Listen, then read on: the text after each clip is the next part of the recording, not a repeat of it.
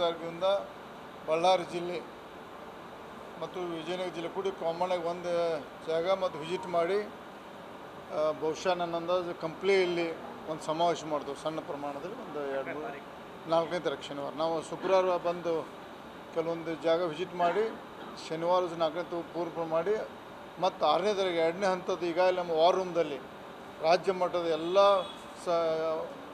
ಎಲ್ಲೆಲ್ಲಿ ಬರೀ ಇಡೀ ಜಿಲ್ಲೆಯಲ್ಲ ಇಡೀ ರಾಜ್ಯದಲ್ಲೇ ಮೂಲೆಯಲ್ಲಿ ಬಂದಂಥ ಎಲ್ಲ ತೊಗೊಂಡು ಸೆಕೆಂಡ್ ಹಂತದಲ್ಲಿ JPCಗೆ 6 ಅಥವಾ 7ನೇ ತಾರೀಕು ದಿಲ್ಲಿಯಲ್ಲಿ ಮತ್ತೆ 2ನೇ ಬಾರಿ ವರದಿ ಸಲ್ಲಿಸ್ತೇವೆ ನಾವು 6 ಅಥವಾ 7 ತಾರೀಕು.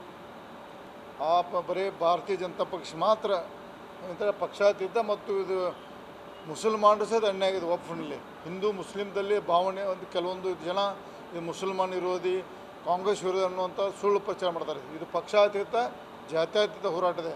ಈ ವಕ್ಫ್ನಲ್ಲಿ ಮುಸಲ್ಮಾನರು ಅನ್ಯಾಯ ಆಗಿದೆ, ಹಿಂದೂಗಳು ಅನ್ಯಾಯ ಆಗಿದೆ, ಮಠ ಮಂದಿರಗಳಾಗಿದೆ ಮತ್ತು ಮಸೂದೆ ದೇಶಿ ಮುಸಲ್ಮಾನರ ಪ್ರಾಪರ್ಟಿ ಸಹಿತ ವಫತ್ತು ಅವ್ರಿಗೂ ಎರಡೂ ಸಮಾಜಕ್ಕೆ ನ್ಯಾಯಯುತ ಒಂದು ಈ ಕರಾಳ ಕಾನೂನು ಪೂರ್ಣ ರದ್ದಾಗಬೇಕು ಅನ್ನೋದು ನಮ್ಮ ಸಂಪೂರ್ಣ ಹೋರಾಟ ಮಾಡೋದು. ಅದಕ್ಕೆ ಯತ್ನಾಳು ನಮ್ಮ ನೇತೃತ್ವದಲ್ಲಿ ಒಂದು ಟೀಮ್ ಆಗಿ ಕೆಲಸ ಮಾಡ್ತೇವೆ.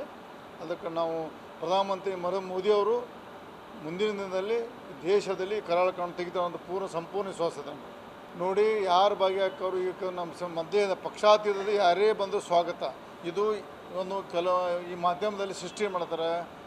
ನಾವು ಯತ್ನಾಳು ಮೊದಲೇ ಸ್ಟಾರ್ಟ್ ಮಾಡಿದ್ರು, ಅದರಲ್ಲಿ ಬಂದು ಎಲ್ಲ ಜಾಯ್ನ್ ಆದರು. ಎಲ್ಲರೂ ಬರ್ಬೋದು ಅದರಲ್ಲಿ. ನೀವು ಕ್ವಶನ್ ಮಾರ್ಕ್ ಕೇಳ್ತಿರಲ್ಲ, ಅದಕ್ಕೆ ಎಲ್ಲ ಅವರಿಗೂ ಈ ಮಾಧ್ಯಮ ಮುಖಾಂತರ ಆಹ್ವಾನ ಮಾಡ್ತಾರಲ್ಲ. ಆನಂದ್ ಸಿಂಗ್ ಬರುವುದು, ವಿಜೇಂದ್ರ ಬರುವುದು, ಎಲ್ಲರೂ ಕಾಂಗ್ರೆಸ್ ಪಕ್ಷದ ನಾಯಕರು ಬಂದು ಇದರಲ್ಲಿ ಪಾಲ್ಗೊಳ್ಳಬೇಕು. ಈ ಮುಖಾಂತರ ಮನವಿ ಮಾಡ್ತಾರೆ. 4ನೇ ತಾರೀಕಿನಿಂದ ಬಳ್ಳಾರಿ ಜಿಲ್ಲೆ ಮತ್ತು ವಿಜಯನಗರ ಜಿಲ್ಲೆ ಕೂಡಿ ಕಾಮನ್ನಾಗಿ ಒಂದು ಜಾಗ ಮತ್ತು ವಿಸಿಟ್ ಮಾಡಿ ಬಹುಶಃ ನನ್ನ ಅಂದಾಜು ಕಂಪ್ಲಿಯಲ್ಲಿ ಒಂದು ಸಮಾವೇಶ ಮಾಡ್ತೇವೆ ಸಣ್ಣ ಪ್ರಮಾಣದಲ್ಲಿ ಒಂದು 4ನೇ ತಾರೀಕು ಶನಿವಾರ. ನಾವು ಶುಕ್ರವಾರ ಬಂದು ಕೆಲವೊಂದು ಜಾಗ ವಿಸಿಟ್ ಮಾಡಿ ಶನಿವಾರ 4ನೇ ತಾರೀಕು ಪೂರ್ವ ಮಾಡಿ ಮತ್ತು 6ನೇ ತಾರೀಕು 2ನೇ ಹಂತದ ಈಗಾಗಲೇ ನಮ್ಮ ವಾರ್ ರೂಮ್ದಲ್ಲಿ ರಾಜ್ಯ ಮಟ್ಟದ ಎಲ್ಲ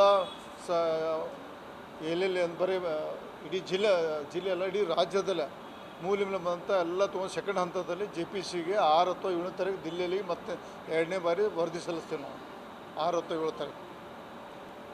ಬರೀ ಭಾರತೀಯ ಜನತಾ ಪಕ್ಷ ಮಾತ್ರ ಒಂಥರ ಪಕ್ಷಾತೀತ ಮತ್ತು ಇದು ಮುಸಲ್ಮಾನರು ಸಹ ಅನ್ಯಾಯ ಆಗಿದೆ. ವಕ್ಫ್ನಲ್ಲಿ ಹಿಂದೂ ಮುಸ್ಲಿಮ್ದಲ್ಲಿ ಭಾವನೆ ಒಂದು ಕೆಲವೊಂದು ಜನ ಇದು ಮುಸಲ್ಮಾನ ವಿರೋಧಿ ಕಾಂಗ್ರೆಸ್ ವಿರೋಧಿ ಅನ್ನುವಂಥ ಸುಳ್ಳು ಪ್ರಚಾರ ಮಾಡ್ತಾರೆ. ಇದು ಪಕ್ಷಾತೀತ ಜಾತ್ಯತೀತ ಹೋರಾಟದೆ. ಈ ವಕ್ಫ್ನಲ್ಲಿ ಮುಸಲ್ಮಾನರು ಅನ್ಯಾಯ ಆಗಿದೆ, ಹಿಂದೂಗಳು ಅನ್ಯಾಯ ಆಗಿದೆ, ಮಠ ಮಂದಿರಗಳಾಗಿದೆ ಮತ್ತು ಮಸೂದೆ ದೇಶಿ ಮುಸಲ್ಮಾನರ ಪ್ರಾಪರ್ಟಿ ಸಹಿತ ವಫತ್ತು ಅವ್ರಿಗೂ ಎರಡೂ ಸಮಾಜಕ್ಕೆ ನ್ಯಾಯಯುತ ಒಂದು ಈ ಕರಾಳ ಕಾನೂನು ಪೂರ್ಣ ರದ್ದಾಗಬೇಕು ಅನ್ನೋದು ನಮ್ಮ ಸಂಪೂರ್ಣ ಹೋರಾಟ ಮಾಡೋದು. ಅದಕ್ಕೆ ಯತ್ನಾಳು ನಮ್ಮ ನೇತೃತ್ವದಲ್ಲಿ ಒಂದು ಟೀಮ್ ಆಗಿ ಕೆಲಸ ಮಾಡ್ತೇವೆ. ಅದಕ್ಕೆ ನಾವು ಪ್ರಧಾನಮಂತ್ರಿ ಮೋದಿಯವರು ಮುಂದಿನ ದಿನದಲ್ಲಿ ದೇಶದಲ್ಲಿ ಕರಾಳ ಕಾನೂನು ತೆಗಿತಾರೆ ಅಂತ ಸಂಪೂರ್ಣ ವಿಶ್ವಾಸ ಇದೆ. ನೋಡಿ, ಯಾರು ಭಾಗಿಯಾಕೋರು ಈಗ ನಮ್ಮ ಮಧ್ಯೆ ಪಕ್ಷಾತೀತದಲ್ಲಿ ಯಾರೇ ಬಂದು ಸ್ವಾಗತ. ಇದು ಒಂದು ಈ ಮಾಧ್ಯಮದಲ್ಲಿ ಸೃಷ್ಟಿ ಮಾಡ್ತಾರೆ. ನಾವು ಯತ್ನಾಳು ಮೊದಲೇ ಸ್ಟಾರ್ಟ್ ಮಾಡಿದ್ರು, ಅದರಲ್ಲಿ ಬಂದು ಎಲ್ಲ ಜಾಯ್ನ್ ಆದರು. ಎಲ್ಲರೂ ಬರ್ಬೋದು ಅದರಲ್ಲಿ. ನೀವು ಕ್ವಶನ್ ಮಾರ್ಕ್ ಕೇಳ್ತಿರಲ್ಲ, ಅದಕ್ಕೆ ಎಲ್ಲ ಅವರಿಗೂ ಈ ಮಾಧ್ಯಮ ಮುಖಾಂತರ ಆಹ್ವಾನ ಮಾಡ್ತಾರಲ್ಲ. ಆನಂದ್ ಸಿಂಗ್ ಬರುವುದು, ವಿಜೇಂದ್ರ ಬರುವುದು, ಎಲ್ಲರೂ ಕಾಂಗ್ರೆಸ್ ಪಕ್ಷದ ನಾಯಕರು ಬಂದು ಇದರಲ್ಲಿ ಪಾಲ್ಗೊಳ್ಳಬೇಕು. ಈ ಮುಖಾಂತರ ಮನವಿ ಮಾಡ್ತೀನಿ. 4ನೇ ತಾರೀಕಿನಿಂದ ಬಳ್ಳಾರಿ ಜಿಲ್ಲೆ ಮತ್ತು ವಿಜಯನಗರ ಜಿಲ್ಲೆ ಕೂಡಿ ಕಾಮನ್ನಾಗಿ ಒಂದು ಜಾಗ ಮತ್ತು ವಿಸಿಟ್ ಮಾಡಿ ಬಹುಶಃ ನನ್ನ ಅಂದಾಜು ಕಂಪ್ಲಿಯಲ್ಲಿ ಒಂದು ಸಮಾವೇಶ ಮಾಡ್ತೇವೆ ಸಣ್ಣ ಪ್ರಮಾಣದಲ್ಲಿ ಒಂದು 4ನೇ ತಾರೀಕು ಶನಿವಾರ. ನಾವು ಶುಕ್ರವಾರ ಬಂದು ಕೆಲವೊಂದು ಜಾಗ ವಿಸಿಟ್ ಮಾಡಿ ಶನಿವಾರ 4ನೇ ತಾರೀಕು ಪೂರ್ವ ಮಾಡಿ ಮತ್ತು 6ನೇ ತಾರೀಕು 2ನೇ ಹಂತದ ಈಗಾಗಲೇ ನಮ್ಮ ವಾರ್ ರೂಮ್ದಲ್ಲಿ ರಾಜ್ಯ ಮಟ್ಟದ ಎಲ್ಲ ಎಲ್ಲೆಲ್ಲಿ ಬರೀ ಇಡೀ ಜಿಲ್ಲೆಯಲ್ಲ ಇಡೀ ರಾಜ್ಯದಲ್ಲೇ ಮೂಲೆಯಲ್ಲಿ ಬಂದಂಥ ಎಲ್ಲ ತೊಗೊಂಡು ಸೆಕೆಂಡ್ ಹಂತದಲ್ಲಿ JPCಗೆ 6 ಅಥವಾ 7ನೇ ತಾರೀಕು ದಿಲ್ಲಿಯಲ್ಲಿ ಮತ್ತೆ 2ನೇ ಬಾರಿ ವರದಿ ಸಲ್ಲಿಸ್ತೇವೆ ನಾವು 6 ಅಥವಾ 7 ತಾರೀಕು. ಬರೀ ಭಾರತೀಯ ಜನತಾ ಪಕ್ಷ ಮಾತ್ರ ಒಂಥರ ಪಕ್ಷಾತೀತ ಮತ್ತು ಇದು ಮುಸಲ್ಮಾನರು ಸಹ ಅನ್ಯಾಯ ಆಗಿದೆ. ವಕ್ಫ್ನಲ್ಲಿ ಹಿಂದೂ ಮುಸ್ಲಿಮ್ದಲ್ಲಿ ಭಾವನೆ ಒಂದು ಕೆಲವೊಂದು ಜನ ಇದು ಮುಸಲ್ಮಾನ ವಿರೋಧಿ ಕಾಂಗ್ರೆಸ್ ವಿರೋಧಿ ಅನ್ನುವಂಥ ಸುಳ್ಳು ಪ್ರಚಾರ ಮಾಡ್ತಾರೆ. ಇದು ಪಕ್ಷಾತೀತ ಜಾತ್ಯತೀತ ಹೋರಾಟದೆ. ಈ ವಕ್ಫ್ನಲ್ಲಿ ಮುಸಲ್ಮಾನರು ಅನ್ಯಾಯ ಆಗಿದೆ, ಹಿಂದೂಗಳು ಅನ್ಯಾಯ ಆಗಿದೆ, ಮಠ ಮಂದಿರಗಳಾಗಿದೆ ಮತ್ತು ಮಸೂದೆ ದೇಶಿ ಮುಸಲ್ಮಾನರ ಪ್ರಾಪರ್ಟಿ ಸಹಿತ ವಫತ್ತು ಅವ್ರಿಗೂ ಎರಡೂ ಸಮಾಜಕ್ಕೆ ನ್ಯಾಯಯುತ ಒಂದು ಈ ಕರಾಳ ಕಾನೂನು ಪೂರ್ಣ ರದ್ದಾಗಬೇಕು ಅನ್ನೋದು ನಮ್ಮ ಸಂಪೂರ್ಣ ಹೋರಾಟ ಮಾಡೋದು. ಅದಕ್ಕೆ ಯತ್ನಾಳು ನಮ್ಮ ನೇತೃತ್ವದಲ್ಲಿ ಒಂದು ಟೀಮ್ ಆಗಿ ಕೆಲಸ ಮಾಡ್ತೇವೆ. ಅದಕ್ಕೆ ನಾವು ಪ್ರಧಾನಮಂತ್ರಿ ನರೇಂದ್ರ ಮೋದಿಯವರು ಮುಂದಿನ ದಿನದಲ್ಲಿ ದೇಶದಲ್ಲಿ ಕರಾಳ ಕಾನೂನು ತೆಗಿತಾರೆ ಅಂತ ಸಂಪೂರ್ಣ ವಿಶ್ವಾಸ ಇದೆ. ನೋಡಿ, ಯಾರು ಭಾಗಿಯಾಕೋರು ಈಗ ನಮ್ಮ ಮಧ್ಯೆ ಪಕ್ಷಾತೀತದಲ್ಲಿ ಯಾರೇ ಬಂದರೂ ಸ್ವಾಗತ. ಇದು ಒಂದು ಈ ಮಾಧ್ಯಮದಲ್ಲಿ ಸೃಷ್ಟಿ ಮಾಡ್ತಾರೆ. ನಾವು ಯತ್ನಾಳ ಮೊದಲೇ ಸ್ಟಾರ್ಟ್ ಮಾಡಿದ್ರು, ಅದರಲ್ಲಿ ಬಂದು ಎಲ್ಲ ಜಾಯ್ನ್ ಆದರು. ಎಲ್ಲರೂ ಬರ್ಬೋದು ಅದರಲ್ಲಿ. ನೀವು ಕ್ವಶನ್ ಮಾರ್ಕ್ ಕೇಳ್ತಿರಲ್ಲ, ಅದಕ್ಕೆಲ್ಲ ಅವರಿಗೂ ಈ ಮಾಧ್ಯಮ ಮುಖಾಂತರ ಆಹ್ವಾನ ಮಾಡ್ತಾರಲ್ಲ. ಆನಂದ್ ಸಿಂಗ್ ಬರುವುದು, ವಿಜೇಂದ್ರ ಬರುವುದು, ಎಲ್ಲರೂ ಕಾಂಗ್ರೆಸ್ ಪಕ್ಷದ ನಾಯಕರು ಬಂದು ಇದರಲ್ಲಿ ಪಾಲ್ಗೊಳ್ಳಬೇಕು. ಈ ಮುಖಾಂತರ ಮನವಿ ಮಾಡ್ತೀನಿ. 4ನೇ ತಾರೀಕಿನಿಂದ ಬಳ್ಳಾರಿ ಜಿಲ್ಲೆ ಮತ್ತು ವಿಜಯನಗರ ಜಿಲ್ಲೆ ಕೂಡಿ ಕಾಮನ್ನಾಗಿ ಒಂದು ಜಾಗ ಮತ್ತು ವಿಸಿಟ್ ಮಾಡಿ ಬಹುಶಃ ನನ್ನ ಅಂದಾಜು ಕಂಪ್ಲಿಯಲ್ಲಿ ಒಂದು ಸಮಾವೇಶ ಮಾಡ್ತೇವೆ ಸಣ್ಣ ಪ್ರಮಾಣದಲ್ಲಿ. ಒಂದು 4ನೇ ತಾರೀಕು ಶನಿವಾರ ನಾವು ಶುಕ್ರವಾರ ಬಂದು ಕೆಲವೊಂದು ಜಾಗ ವಿಸಿಟ್ ಮಾಡಿ ಶನಿವಾರ 4ನೇ ತಾರೀಕು ಪೂರ್ವ ಮಾಡಿ ಮತ್ತು 6ನೇ ತಾರೀಕು 2ನೇ ಹಂತದ ಈಗಾಗಲೇ ನಮ್ಮ ವಾರ್ ರೂಮ್ದಲ್ಲಿ ರಾಜ್ಯ ಮಟ್ಟದ ಎಲ್ಲ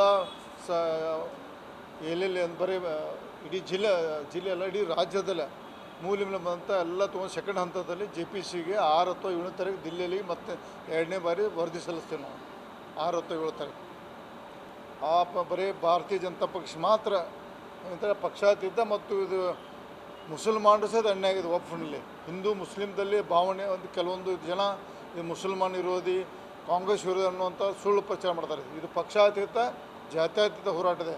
ಈ ವಕ್ಫ್ನಲ್ಲಿ ಮುಸಲ್ಮಾನರಿಗೂ ಅನ್ಯಾಯ ಆಗಿದೆ, ಹಿಂದೂಗಳು ಅನ್ಯಾಯ ಆಗಿದೆ, ಮಠ ಮಂದಿರಗಳಾಗಿದೆ ಮತ್ತು ಮಸೂದೆ ದೇಶಿ ಮುಸಲ್ಮಾನರ ಪ್ರಾಪರ್ಟಿ ಸಹಿತ ವಫತ್ ಅವ್ರಿಗೂ ಎರಡೂ ಸಮಾಜಕ್ಕೆ ನ್ಯಾಯಯುತ ಒಂದು ಈ ಕರಾಳ ಕಾನೂನು ಪೂರ್ಣ ರದ್ದಾಗಬೇಕು ಅನ್ನೋದು ನಮ್ಮ ಸಂಪೂರ್ಣ ಹೋರಾಟ ಮಾಡೋದು. ಅದಕ್ಕೆ ಯತ್ನಾಳು ನಮ್ಮ ನೇತೃತ್ವದಲ್ಲಿ ಒಂದು ಟೀಮ್ ಆಗಿ ಕೆಲಸ ಮಾಡ್ತೇವೆ.